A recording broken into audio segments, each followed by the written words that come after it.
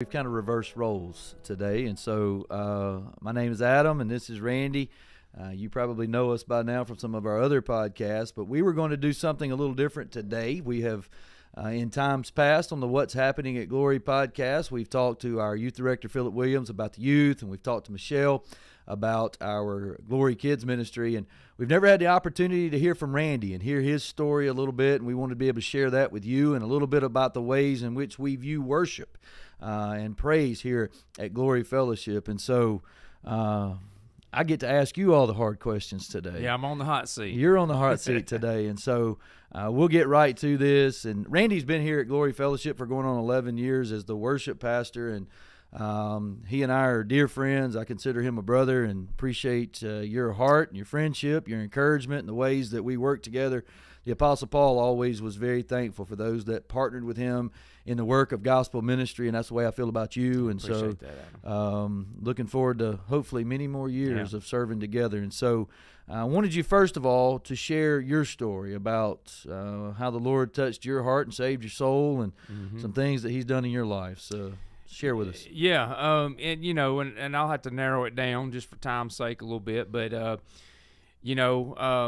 when I was 14 years old, I actually went to a community-wide event, church service, revival, as we would call it, in Cordova, and all of the area churches had come together. Didn't matter what denomination you were or anything like that, they all came together. Yep. And it was a wonderful thing, and I wish we could do more of that. Yep. But they all came together and had services at Cordova's football field. And the first night was on Easter Sunday. And I had went to hang out with my friends that night. Now, prior to that, God had already been dealing with me. He had already been convicting me of my sins. He was already working on me.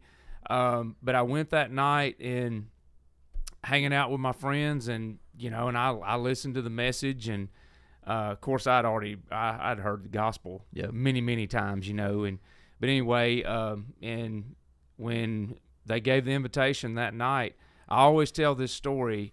It felt like somebody put their finger in the middle of my back and pushed, and he did, and so it gets me emotional even talking about it right now. But anyway, so I was saved that night, and I tell this story always too. I remember telling my mom it felt like the weight of the world had been taken off my shoulders, and so of course, one thing that during that time period, during the teenage years and on into my early 20s, we talk about discipleship and mentorship here, and it's a big deal. I did not have that, and that was a problem. Yep.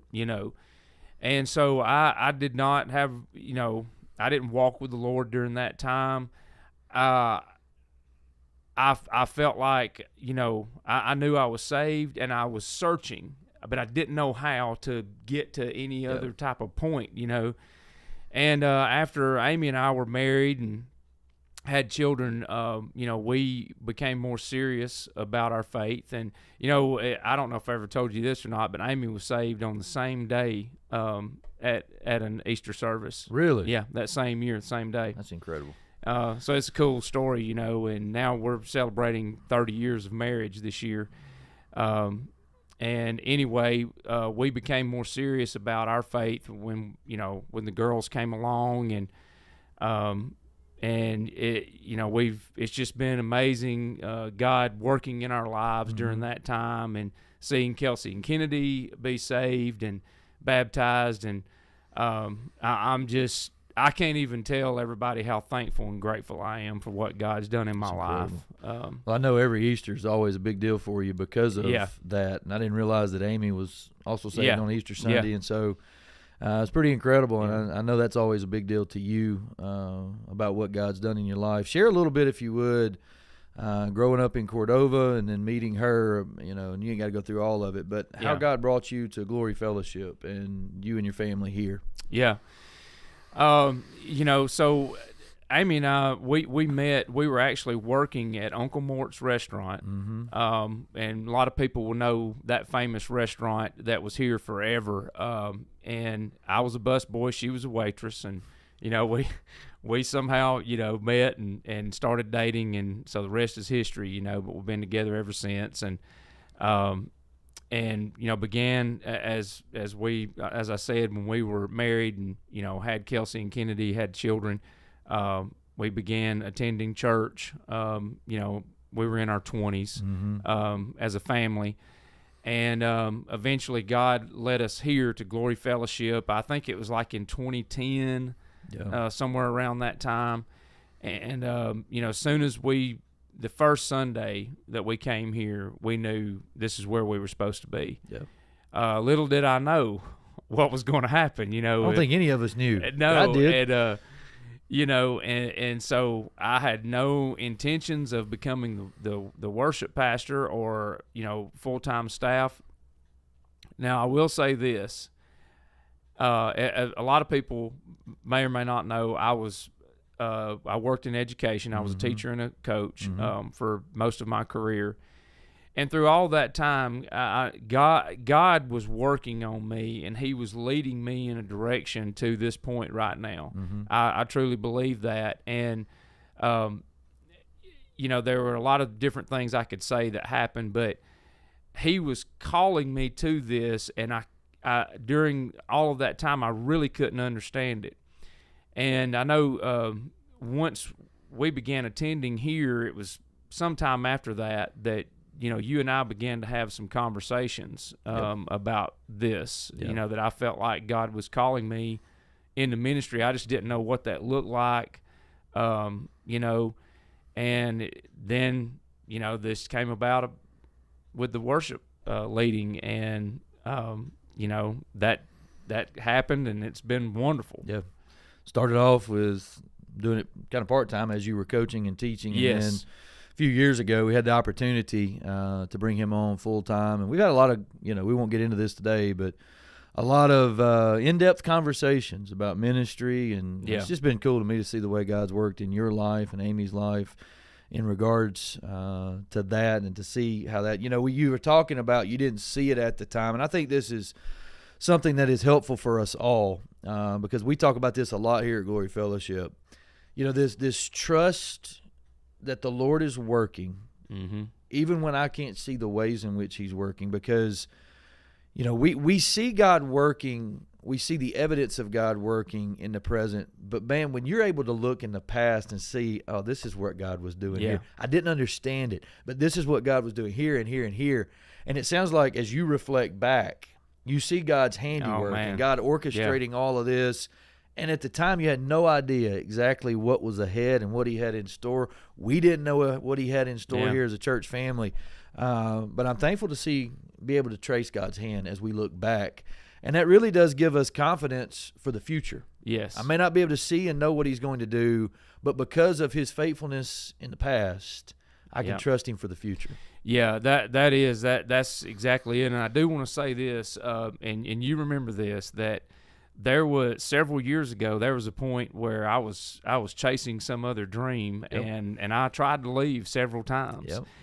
And Amy and I would be looking at different places, and I prayed against you a lot. Yeah, I know, and I think several people did. And so we would be going and visiting a place, talking about another city. I mean, like we were talking about moving off, and we would look at each other and make the comment, I don't think God's finished with us at Glory Fellowship yet. Not knowing that, I was going to become full-time staff and all that, but we would make that statement. We knew, deep down, we knew that God was doing a work. We didn't know how that was going to work out, but when God finally helped me to surrender and brought me to a place of contentment that, okay, you just serve me wherever you are. If it's still teaching, if it's still, whatever you're doing, you be content, do it the best you can do for me, and serve me, and everything's and I'll bless you. And I'll bless you. Everything's going to be fine. And when I finally got to that place of contentment and surrender,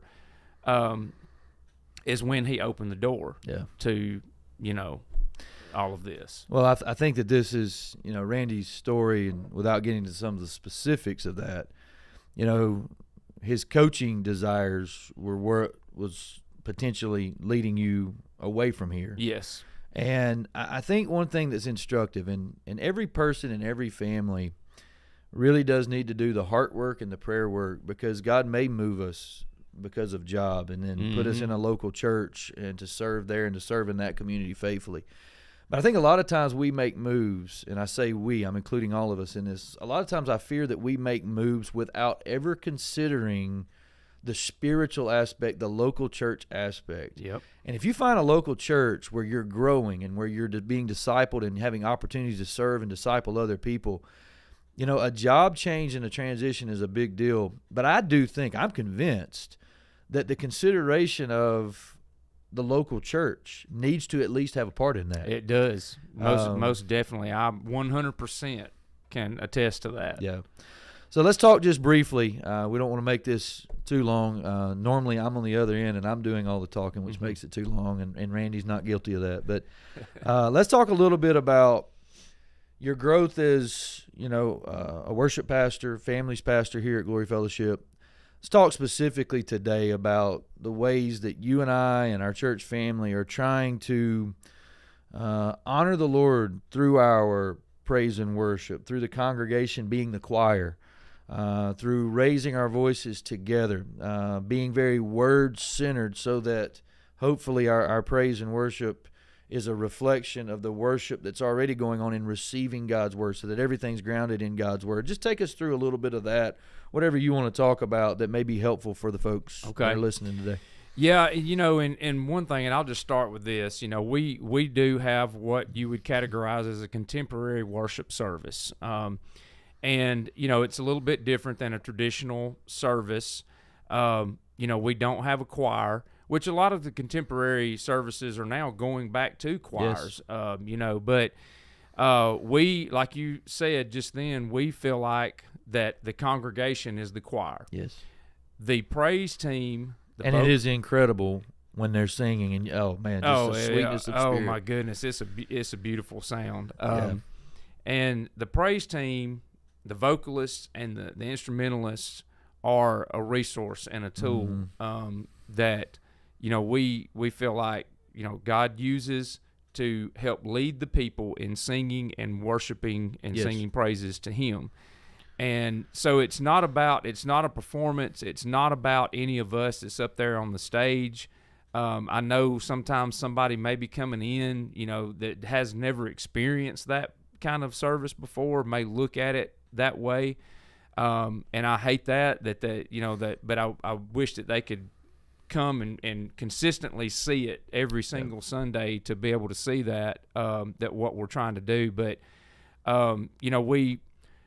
we put a lot of thought and prayer into that and into the songs that we sing. And they're, like I said, they're all contemporary. There's different types of songs where the songs that are focusing on, we are singing to God and praising Him, worshiping Him. Then there's songs that are about Him. And then there's songs that, kind of are geared towards yourself, the individual person, and reflecting on Him. Reflecting on Him.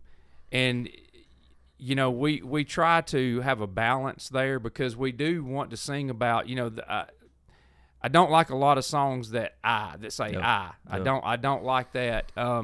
We are not the center of worship. No, and we do want to.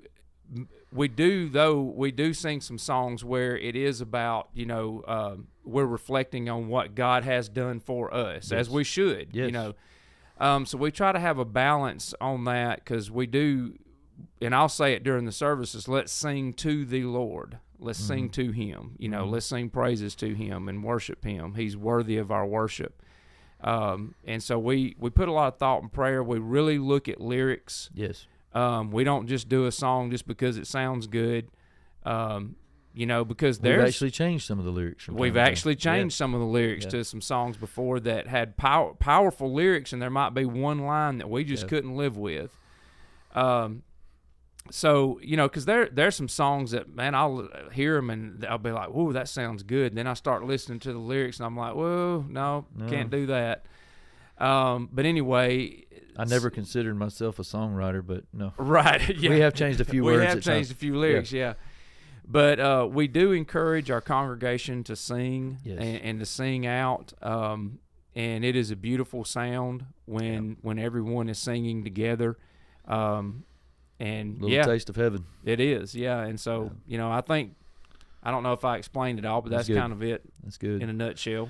And we would love for you to be a part of honoring the Lord with us, not only through our music, but, the way we serve and the way we receive the word and obey the word. We want to be Christ-focused in everything that we do. We try to be Christ-focused in everything that we do when we gather together for corporate worship on a Sunday morning, and I appreciate your leadership in that and facilitating the opportunity for people to sing and to encourage one another as we lift our voices together and to honor Jesus. And so appreciate you and appreciate your family and the ways that God continues to work in your life. And y'all are a blessing to our Glory family, and so we want to say thank you. Anything else you want to add? I just want to say thank you to our Glory family for being patient with me through the early years and really for all the times of encouragement. Yep. I just the encouragement from our church family throughout the years of what the worship has meant to them and things like that.